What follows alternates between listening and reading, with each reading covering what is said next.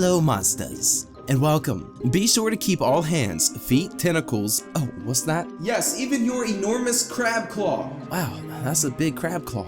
Inside the trolley at all times. Now. A dream is a wish your heart makes.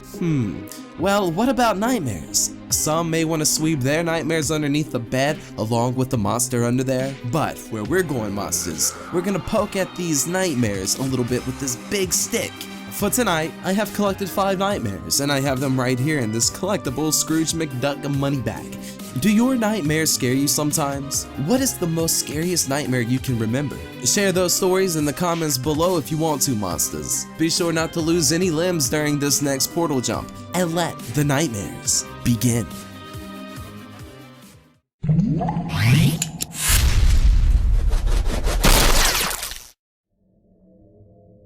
Here is a gory, sadistic dream I had recently. It starts off innocently enough with me visiting a local hospital, although for no reason this is apparent at the time. I eventually remember that I am waiting for someone. After a while, I become apprehensive and walk over to get a can of soda from a nearby vending machine to calm my nerves. That's when I realize I'm wearing one of those white lab coats the doctors always wear. The next thing I know, a nurse is grabbing me and telling me I've got a patient waiting in the operating theater, and I have to hurry to get over there. Not one to argue, I decided to go along with the nurse. When I enter the OR, several people escort me to the preparation or scrub room. They quickly surround me and begin preparing me for surgery. I am now dressed in a light blue medical gown with a sterile white nose mask. One of the nurses scrubs my hands and brushes my fingernails before slipping a pair of tight, elastic surgical gloves over my hands. Thinking this joke has gone long enough, I desperately try to tell them I am not a doctor, but the words won't come out of my mouth. I am then led toward the operating theater door by 2 large men. I try to resist, but they force me through the door, leaving me on my own with a patient who is lying on one of those shiny stainless steel tables in the center of the room. The patient is tied to the table with several thick black straps and his mouth is covered with duct tape. I assume so his screams can't be heard. He is obviously struggling to free himself, but the straps hold him in place like hardened glue. Strangely enough, I find myself actually beginning to enjoy the power of this life-giver experience and decide to go with it. I look around for an anesthesia machine, but there is none to be found. I shrug, tighten my gloves a bit, and approach a table of surgical tools to examine them closely and speculate as to their medical purposes. I notice my mask is becoming uncomfortable and it's making me feel somewhat stuffy. So I loosen it and let it hang over the surgical gown, just below my chin. I am amazed and also captivated by the variety of tools available. There is a buzzsaw, axes and knives in various sizes, scalpels and chainsaws, corkscrews, and many other uncommon instruments one would not normally associate with a complex medical procedure. I pick up one of the scalpels and grasp it tightly. It feels good in my hand, and I sense a feeling of know-how and power. I am then overcome with an extreme urge to cut into the patient. Pausing, I ask myself, what the hell are you doing? I can't help it. I don't know why, but I feel compelled to operate on this patient and act out this fantasy to its full conclusion. I subsequently point the scalpel toward the center of the man's bare chest and begin slicing through his skin. Over and over again. Blood commences to pour out of the razor-thin slashes like melting ice cream on a hot summer day. I find myself smiling again, although I know it's wrong. I am enjoying the operation immensely. I now notice the patient is wrenching in pain and is becoming rather unruly. So I decide to numb his senses. I must complete the procedure. The procedure is all that matters. I say out loud as I grab a drill off the table and tighten a polished quarter-inch fishnet bit in its tiny chuck jaws. I aim the drill bit directly above the man's nose and ram it through his sweaty forehead. Again and again, hole after hole. Blood is everywhere. Even the recently disinfected white walls of the OR looks like they have been freshly painted, exhibiting bright red splats and streaks over the angled surface areas. The patient now lies motionless, but appears to still be breathing lightly. Ah, that's better, I declare. I continue the operation with a hacksaw, a tool I am quite familiar with in real life. I slowly saw into the patient's pulsating lungs through his now wide open chest cavity. Consequently, his lungs deflate with a quiet hiss and crinkle up like used tinfoil. Forcibly opening the chest cavity even further, I grasp the man's still beating heart by its outer edge and begin to stab at its center with a paring knife. It stops beating shortly. Thereafter, I feel I have succeeded in some way.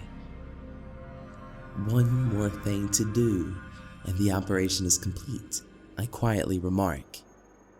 Taking hold of the germ-free chainsaw, I proceed to separate the man's slumped head over his quivering body in short order. The head falls hard to the floor, bounces a few times, and rolls awkwardly across the ground until it slams into one of the OR walls. After watching this, I begin to laugh very loudly, hysterically. I can't seem to stop. Suddenly, I am quiet. At first, I think I have awakened from the dream, but instead, I find myself snapped to the same cold stainless steel table I had just performed my first operation on. I hear two doctors talking about how I died. I try to scream, "I'm still alive! I'm not dead yet!" But no words come out of my mouth. One of the doctors then say in a matter-of-fact manner, "Well, let's get this autopsy over with. I have to take the kids to the movies tonight." He then grabs a scalpel and cuts into my chest, and I swear, I can feel the pain of each and every process associated with the autopsy. Finally, I wake up sweating and shaking. I get up and pour myself a glass of cold chocolate milk. That always seems to soothe me after I've had a bad dream.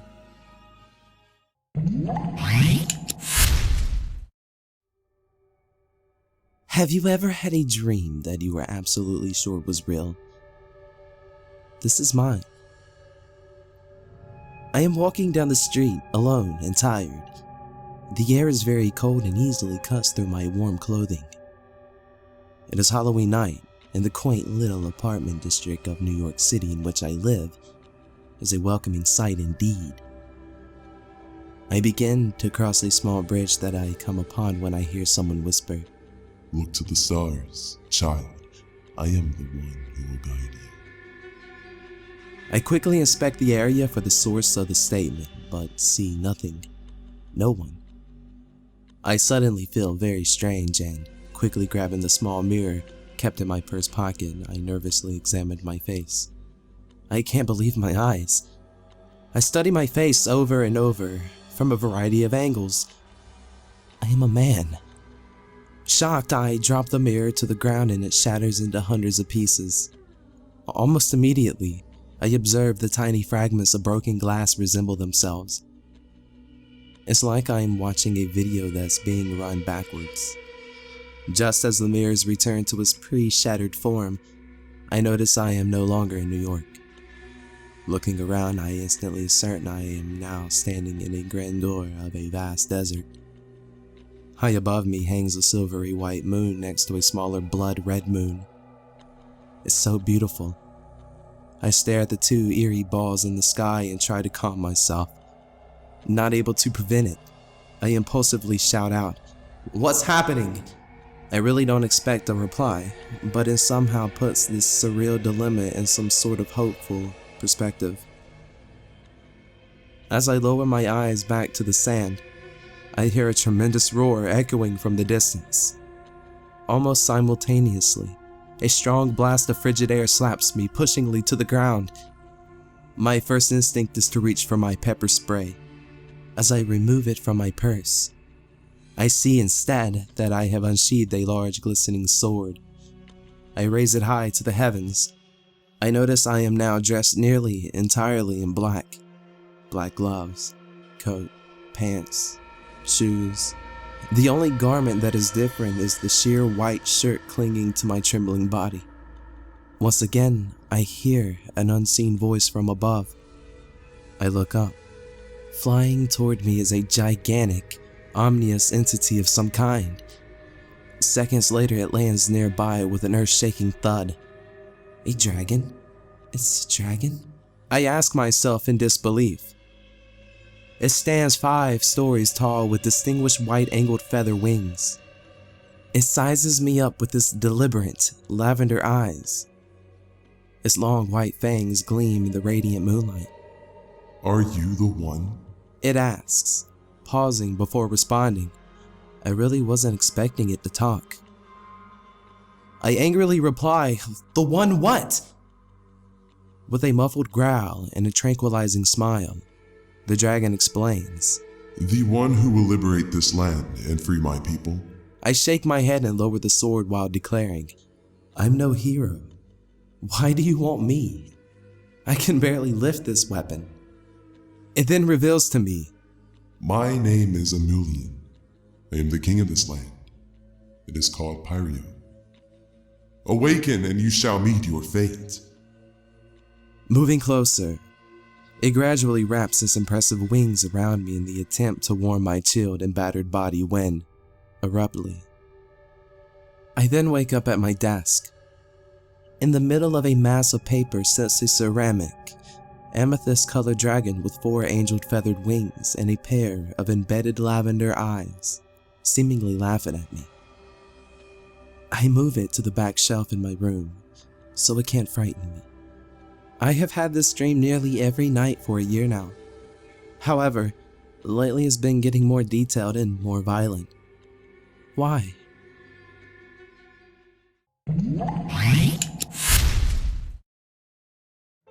About 4 months ago, right after going through a drug detoxification program, my doctor prescribed me a drug called trazodone.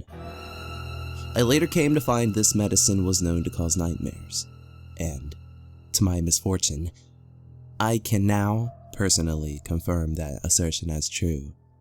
The following is only one of many nightmares that haunted me nightly before finally discontinuing the drug's use. Late one night, my close friend Mike and I were driving down a dark back road not a mile from my home. We were just cruising around in Mike's old, beat-up faded gold car when I noticed headlights coming up from behind us. I looked back and saw that it was a police car. Since we were going way under the speed limit, I was worried we might be pulled over. But just in the nick of time, someone tore out of the factory parking lot in front of us, screeching his tires. The cop passed us up immediately and went after the perpetrator. At that point, I thought we were in the clear. However, this was hardly the case. We pulled off the road and turned off the lights so we would not be seen if the cop decided to return for us later. After a while, we exited the car to stretch our legs and have a look around. A short distance away, we noticed an old rundown red barn with a large RV parked along its side. There was also a big white farmhouse near the barn. Suddenly, as if on cue, we heard a woman scream from inside the house. I looked at Mike and saw right away that we were on the same wavelength. "Let's get the hell out of here," I shouted. This being a dream, neither one of us thought it odd that our transportation was now a small motorized scooter. The problem was, when we tried to start it up, the gas tank blew off. It didn't hurt us, but it did leave us stranded. Dawn was now upon us, and the cab of the RV became visible. There were two people inside, a man in the driver's seat and a woman on the passenger side. Something was wrong though. Their eyes were rolled back into their heads and they seemed to be convulsing uncontrollably. Needless to say, this was further motivation for us to leave as quickly as possible. We ran inside the barn to try to find something that might replace the gas tank on the scooter. Why we thought the barn might contain a gas tank for a motorized scooter is anyone's guess. Once inside, we bumped into an old man who was restoring an old railroad train car. Straight away, he suggested we join the party going on in the backyard. I really wanted to leave, but Mike was a party animal and begged me to at least check it out. I agreed and we entered the backyard. There was some kind of a celebration going on, but I wasn't sure what the occasion was. We observed the activity for a few minutes before becoming bored. Mike looked at me and said, "This is lame. Hey, you want to go into the house?" I said yes, and as we proceeded to make our way toward the house, I happened to glance up at the sky. It was cloudy and lightning flashed overhead, revealing a transparent face hovering within the curves of the clouds. I turned to ask Mike if he had seen the face, but he was walking ahead of me and had just entered the house through a side door. I followed, but when I got inside, he was gone. I instantly determined there was something wrong. I also experienced deja vu. I seem to recall that the last time I was here, it was a place of goodness. This time, however, the goodness was shrouded with an aura of evil. I walked from room to room, searching for Mike and an alternative way out of the house. Strangely, each room I visited was eerily similar to the one before it. The rooms all contained a different beautiful woman, each woman imprisoned in her respective area by a distinct method of confinement: rope, chains, handcuffs, etc. And each would say the same thing over and over, as if in a trance, when I entered. "What would you do with us?" Now, I think they were trying to entice me, but it turned me off as I found their words incredibly disturbing. Continuing my search for Mike, I entered the next room, expecting another stunning beauty. But to my surprise, this room held a terribly disfigured woman. Her waist was only about 2 inches wide, and her face looked like it was covered by some kind of green goo. Her eyes were significantly distorted in size. As I stared at her in disgust, she stated sarcastically, in an artificial-sounding man's voice, "What would you do with this?" Not answering, I exited without hesitation and moved down the hallway. I began to walk faster and faster, as if this would in some way help to hide the fear I now felt. When I got to the next room, I saw a gigantic, wooden marionette dressed like a farmer.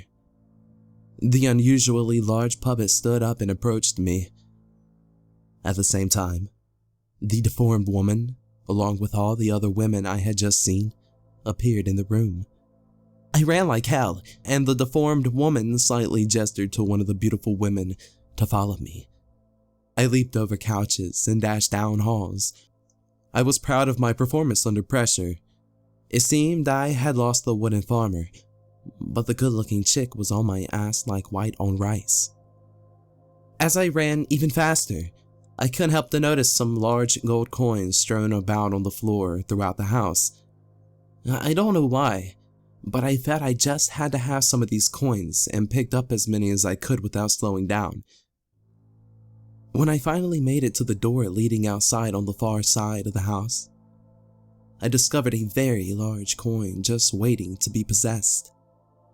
Trying to stop, I found myself sliding past the soon-to-be-mine treasure by about 3 feet. Although the pursuing beauty was coming up fast, I figured I could grab the coin and still get out of the door to freedom cleanly. I turned around to grab the coin, and just as I plucked it up from the ground, I was overcome by the gorgeous woman following me. She grabbed me by my arms and I tried unsuccessfully to wrestle free of her remarkably strong grip. She then pulled me toward her face and, in a forceful tone of voice, demanded that I kiss her. I realized that my energy levels were exhausted from all the running and I was too weak to break free from her clutches. So, as a last resort, I decided to try and trick her into letting me go by pretending to submit to her demand. I thought, what's the worst that could happen? I make out with a beautiful girl.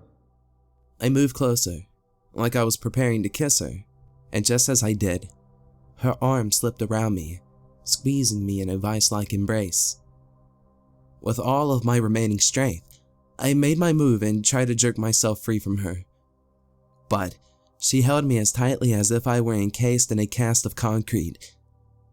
There was absolutely no movement. It was like putting your back to a brick wall and pushing another brick wall in the other direction. She did not budge an inch. I was hopelessly trapped. I woke up at 3:30 a.m. and I was not able to go back to sleep. I never took trazodone again.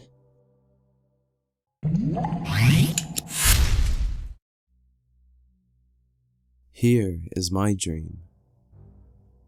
Concealed within the obscurity of the shadow, I can hear crying. For some reason, I am hiding from someone or something in this place. It's an old, creepy shack. The ragged carpet is soft beneath my feet. Blood lightly trickles down my arm. It looks as though I have several bite marks just above my elbow. Outside, I can make out this disquieting howl of what may be an animal. I feel compelled to discover its origin.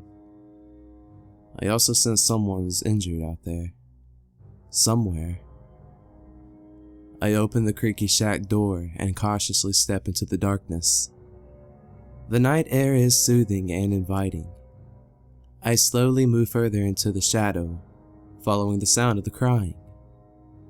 Dwarfing the faint volume of the human cry, the horrible, animal-like yowl echoes through my frightening ears like a stereo from hell. I stop cold in my tracks. I have to force myself to continue, to perhaps offer my assistance to someone that could be injured. It's so dark at this point. About the only thing I can see clearly is the misty ground beneath my feet. As I approach the location of the cries, I see what looks like a human silhouette sprawled over the patch of wet leaves. I move closer and focus in on the image of a young girl. She is facing away from me. Her hair is long and wavy, the color of moonbeams, but the hair is streaked with tracks of bright red blood. I reach out my hand and say, "Everything's alright. Come with me and we'll get you inside." She rises to her feet, still facing away from me. She looks beautiful from the back, but that's all I can see. When she finally turns around, she begins vibrating, like she's having some kind of seizure. Blood cascades out of her nose and eyes, splashing all over her body. I instinctively turn and run back to the shack, tripping several times along the way. When I reach the door, I see this pair of glowing silver eyes peeking out of the shadow adjacent to the shack. I reach for the doorknob and turn it, but it's locked. I possess a 9mm handgun and pull it out of my belt. I remember thinking, there's only one clip, so make it last. I can sense that whatever is lurking in the protective blackness is about to make its move. I can't see the girl. She seems to have disappeared. There are no more cries and no more howls. It is far too quiet. I put both my hands on my trusty pistol and step guardedly away from the shack. I contemplate changing gears to a full run, but I don't want to make any noises. The silence then breaks. I am overwhelmed by a loud, menacing scream. I let loose a spontaneous shriek of terror in kind and bolt away from the shack like a hunted rabbit. I know immediately I am being followed. I can hear huffing and snarling close behind me. Whatever is chasing me is gaining fast.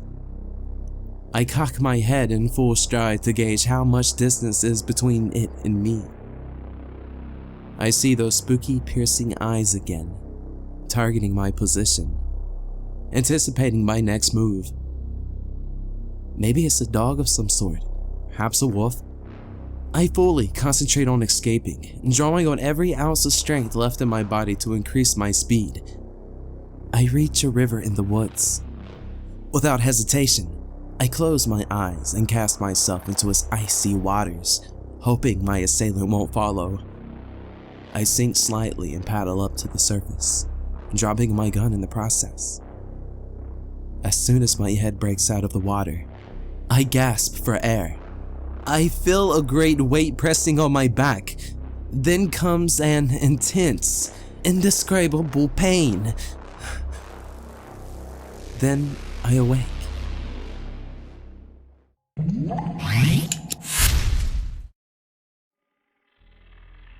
When I was about 8 years old, I had a horrifying dream that occurred twice. Now each dream featured the same evil creature as its villain. I awoke from a sound sleep and, for some reason, I yelled to my father. There was no answer. Groggy, I climbed out of the bed and slowly made my way to the bathroom. As I entered, I noticed a previously unseen door had appeared next to the sink. It was weird looking, like no other door I had ever seen. It was a sickly pinkish color with green trim. There was also a small half circle in its center with a counter embedded in the middle.